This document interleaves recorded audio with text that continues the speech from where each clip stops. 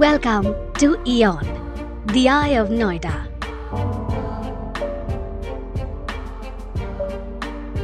We present a perfect combination of retail and office spaces that are at par with some of the best from around the world. Thoughtfully crafted for those who can see how the future will unfold. Strategically located in Sector 140A, Aeon is well connected to Delhi NCR via the Greater Noida Expressway. It lies in close proximity to the upcoming Jewar International Airport as well as various reputed residential developments. This one-of-a-kind architectural landmark is bound to enforce the spirit and image of Noida and transform the area into a destination for people from all over Delhi NCR. Aeon is easily accessible by wide roads on 3 sides.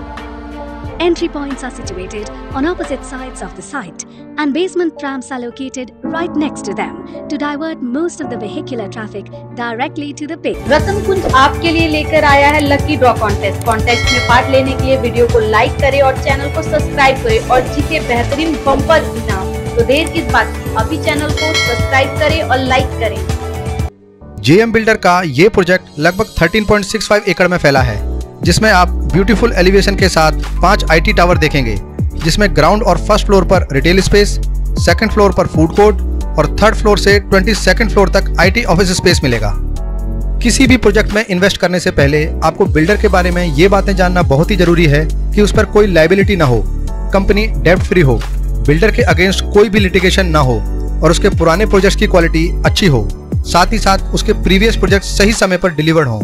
और JM builder इन सभी तथ्यों पर खरा उतरता है, जिसमें इनके JM अरुमा, JM orchid और जेएम फ्लोरेंस जैसे ग्रुप हाउसिंग के प्रोजेक्ट्स आते हैं जो फुल्ली डिलीवर्ड हैं। ये तो बात हुई बिल्डर प्रोफाइल की, मगर किसी भी प्रोजेक्ट में इन्वेस्ट करने से पहले उसकी अच्छी लोकेशन होने के साथ साथ उसमें सही रेट में एंटर होना बहुत ही जरूरी है।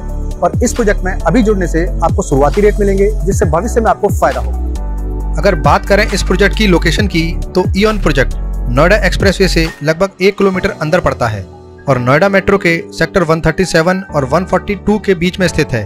साथ ही साथ भूटानी साइबर थंब प्रोजेक्ट इसके पीछे पड़ता है, जिससे इस प्रोजेक्ट को लोकेशन का एक एडेड एडवांटेज है, क्योंकि आज की तारीख में साइबर थंब प्रोजेक्ट के ऑफिस स्पेस के रेट इसके मुकाबले ऑलमोस्ट डबल हैं।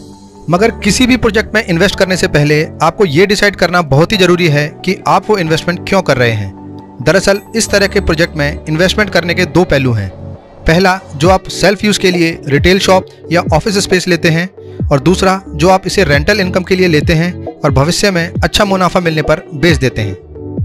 और इस प्रोजेक्ट में आप ग्राउंड फ्लोर पर रिटेल स्पेस में इन्वेस्ट कर सकते हैं और रिटेल स्पेस में आपको यहाँ कम से कम 60 लाख का बजट तो लेकर चलना पड़ेगा।